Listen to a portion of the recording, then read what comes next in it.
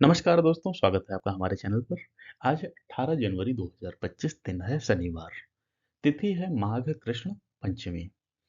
आज का current affair जो है वो लेके हम आपके लिए आए हैं। वीडियो पूरा देखिएगा। करंट अफेयर टॉपिक वाइज रहेगा।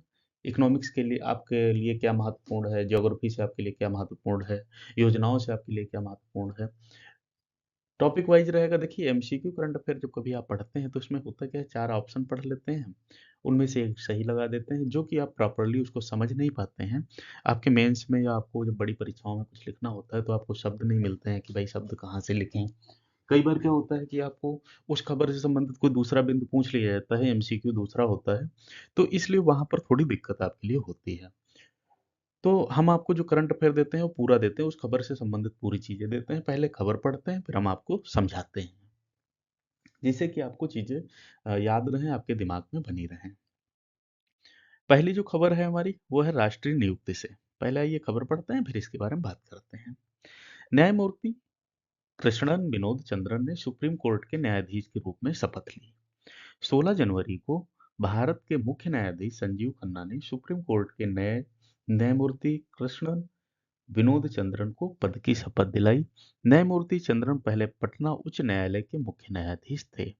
उनकी नियुक्ति से सुप्रीम कोर्ट में न्यायिक सदस्यों की संख्या 33 हो गई है, जो पूर्ण स्वीकृत संख्या से एक कम है।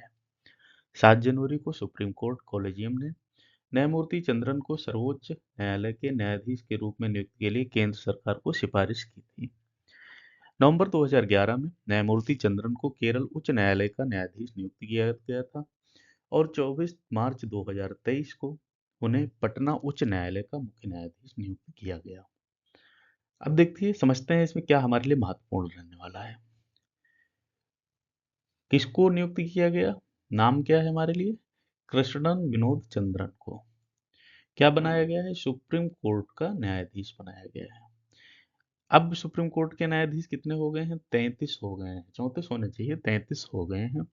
पहले ये पटना उच्च न्यायालय के मुख्य न्यायाधीश थे, अब ये सुप्रीम कोर्ट के न्यायाधीश में शामिल हो गए हैं। और इसमें जो हमारे लिए महत्वपूर्ण फैक्ट रहने वाला है, 2011 नवंबर में ये केरल के उच्च न्यायाधीश के रूप में नियुक्त हुए थे। फिर 24 मार्च 2023 को ये पटना के उच्च न्यायालय के मुख्य न्यायाधीश के रूप में नियुक्त किए गए थे। अब ये क्या हो गए हैं, सुप्रीम कोर्ट के न्यायाधीशों में शामिल हो गए हैं। 33 नंबर के ये हैं, ये हमारे लिए महत्वपूर्ण है। अगली जो खबर है हमारी वो योजनाओं से संबंधित है। राष्ट्र स्टार्टअप दिवस 2025 पर पीयूष गोयल द्वारा भारत स्टार्टअप ग्रैंड चैलेंज का शुभारंभ किया गया। 16 जनवरी को वाणिज्य मंत्री पीयूष गोयल ने सरकार के स्टार्टअप इंडिया कार्यक्रम के 9 वर्ष पूर्ण होने के उपलक्ष्य में उद्यमियों के भारत स्टार्टअप ग्रैंड चैलेंज का शुभारंभ किया। भारत स्टार्टअप ग्रैंड चैलेंज 20 बड़ी कंपनियों के सहयोग से स्टार्टअप और इनोवेटर्स को विभिन्न क्षेत्रों में चुनौतियों का सामना करने का अवसर देगा।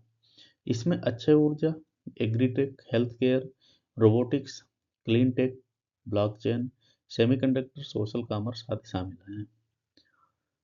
कॉरपोरेट और स्टार्टअप के बीच की खाई को पाटने के लिए चैलेंज स्टार्टअप के लिए खरीद के अवसर, नगद पुरस्कार, फंडिंग और सलाह के साथ साथ क्षमता निर्माण के उपाय प्रदान करेगा। सरकार का लक्ष्य देश में नवाचार को बढ़ावा देना। स्टार्टअप इंडिया कार्यक्रम की 2026 वर्षगांठ तक विभिन्न क्षेत्रों में 75 चुनौतियों का सामना करना रहेगा। 16 जनवरी 2016 को केंद्र सरकार द्वारा स्टार्टअप इंडिया पहल को चिन्हित करने के लिए प्रधानमंत्री नरेंद्र मोदी द्वारा 2022 में राष्ट्रीय स्टार्टअप दिवस की घोषणा की गई थी, जो पिछले एक दशक और उससे अधिक समय में भारतीय स्टार्टअप के विकास को रेखांकित करता है। ये है हमारी खबर। अब पढ़ते हैं, स्टार्टअप दिवस कब है, 16 जनवरी 2016 इस दिन शुरू हुआ था, इसलिए हमारा जो दिवस बनेगा वो 16 जनवरी को बनेगा। प्रधानमंत्री जी ने क्या किया था, 2022 में राष्ट्रीय स्टार्टअप दिवस की घोषणा की गई थी। ठीक है, इस दिन को बनाया था। अब की क्या हुआ है, वाणिज्य मंत्री पीयूष गोयल ने, वाणिज्य मंत्री कौन है, पीयूष गोयल ने सरकार के स्टार्टअप इंडिया कार्यक्रम के 9 वर्ष पूरे होने के उपलक्ष्य में उद्यमियों के लिए ग्रैंड चैलेंज का शुभारंभ किया है। इसमें क्या है, 20 बड़ी कंपनियों का सहयोग रहेगा, विभिन्न क्षेत्रों में काम करेंगे। इसमें अक्षय ऊर्जा, agritech, health care, clean tech, blockchain, ये सब पर काम किया जाएगा। मतलब कुल मिला के बात ये है कि स्टार्टअप जो शुरू किया गया था उसका 9वां साल है इस बार। तो इसमें इस बार एक नया ग्रैंड चैलेंज शामिल किया गया है जिसमें 20 नई कंपनियां फिर से भाग लेने वाली हैं और कई क्षेत्रों में अपने अपने प्रभाव से चुनौतियां चुनेंगी और उनको हल करेंगी। यानी महिला उद्यमियों को भी इसमें शामिल किया गया है। अगली जो हमारी खबर है वो है, भारत ने दुनिया का सबसे शक्तिशाली हाइड्रोजन ट्रेन इंजन विकसित किया। भारतीय रेलवे द्वारा विकसित हाइड्रोजन इंजन से चलने वाला ट्रेन इंजन इस श्रेणी में सबसे शक्तिशाली है। भारतीय हाइड्रोजन ट्रेन इंजन का आउटपुट 1200 हॉर्स पावर है। इस इंजन का पहला ट्रायल हरियाणा में जींद सोनीपत मार्ग पर करने की योजना है। दुनिया में केवल 4 देशों के पास हाइड्रोजन से चलने वाली ट्रेनें हैं। इन ट्रेन इंजनों का आउटपुट 500 से 600 हॉर्स पावर के बीच होता है। हाइड्रोजन से चलने वाली ट्रेनों की भारत की स्वदेशी तकनीक ट्रकों, टगबोटों और अन्य अनुप्रयोगों के पावर ट्रेनों को विकसित करने के अनुभव को बताता है। भारत की पहली हाइड्रोजन संचालित ट्रेन तमिलनाडु में इंटीग्रल कोच फैक्ट्री द्वारा विकसित की गई है। देखिए अब हमारे लिए महत्वपूर्ण क्या है, हाइड्रोजन ट्रेन इंजन एक विकसित किया गया है। किसने विकसित किया है? तमिलनाडु में इंटीग्रल इंटीग्रल कोच फैक्ट्री ने विकसित किया है। क्षमता इसकी कितनी है? 1200 हॉर्स पावर है। अब तक जो है 4 देशों के पास पहले से चलने वाली ऐसी ट्रेनें थी और अब हमारे पास, उनके पास जो था ना वो 500 से 600 हॉर्स पावर के बीच की पावर वाला इंजन था। हमारे पास 1200 हॉर्स पावर वाला इंजन हो गया है। ये हमारी नई तकनीक है। ये हमारे लिए महत्वपूर्ण भी रहने वाला है। किसने विकसित किया है हमसे ये पूछा जाएगा, हॉर्स पावर पूछा जाएगा। और ये कहाँ पर इसका ट्रायल किया गया है? तो हरियाणा में जींद सोनीपत मार्ग पर इसका ट्रायल करने की योजना बनाई गई है। अगली जो हमारी खबर रहेगी वो है, अशोक चंद्रा को पीएनबी का एमडी और सीईओ और विनोद कुमार को इंडियन बैंक का एमडी और सीईओ नियुक्त किया गया। अशोक चंद्रा और विनोद कुमार दोनों ने 16 जनवरी 2025 को कार्यभार संभाला है। चंद्रा केनरा बैंक में कार्यकारी निदेशक से उन्हें 3 साल के कार्यकाल के लिए नियुक्त किया गया है। विनोद कुमार पीएनबी में कार्यकारी निदेशक थे, उन्हें 3 साल के लिए नियुक्त किया गया है। वह 2 साल के विस्तार के लिए पात्र होंगे। पीएनबी और इंडियन बैंक में क्रमशः अतुल कुमार गोयल और एस एल जैन का कार्यकाल 31 दिसंबर को समाप्त होने के बाद ये पद खाली हो गए थे। अब देखो इसमें हमारे लिए दो चीजें महत्वपूर्ण हैं। अशोक चंद्रा और विनोद कुमार, इन दोनों लोगों को 16 जनवरी को कार्यभार मिला है।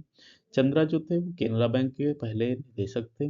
अब वो 3 साल के लिए इसमें पीएनबी में एमडी के रूप में नियुक्त किए गए हैं। विनोद कुमार जी जो थे वो पीएनबी में कार्यकारी निदेशक थे। अब वो इंडियन बैंक में 3 साल के लिए नियुक्त किए गए हैं। 2 साल के लिए इनका विस्तार हो सकता है। तो ये हमारी बैंकिंग से संबंधित महत्वपूर्ण खबर थी। नाम पूछा जा सकता है और किस बैंक से किस बैंक में गए हैं ये चीज़ पूछी जा सकती है। कार्यकाल भी कई बार पूछ लिया जाता है कि कितने साल का है और कब से इन्होंने संभाला है। तो 16 जनवरी 2025 से संभाला है, जो कि आपका आगे 3 साल तक जाएगा। 2 साल बढ़ सकता है लेकिन 3 साल का तो कंफर्म जाएगा ही जाएगा। ये हमारे लिए महत्वपूर्ण करंट अफेयर थे जो हमें पढ़ना जरूरी था, समझना जरूरी था। यदि आपने चैनल को लाइक नहीं किया है, सब्सक्राइब नहीं किया है, आप कमेंट नहीं करते हैं, तो आप ये चीज़ें करना शुरू कर दीजिएगा। अगर आपको करंट अफेयर पसंद आता है तो ज़रूर लाइक करिएगा। आपका एक कमेंट हमारे लिए बहुत महत्वपूर्ण रहने वाला है। सब्सक्राइब इसलिए कर लीजिएगा क्योंकि स्टैटिक जीके से पोर्शन जो हैं वो आपके क्लियर होते चलें, आपको रोज़ करंट अफेयर समय पर मिलता रहे। मिलते हैं अगले वीडियो में। धन्यवाद।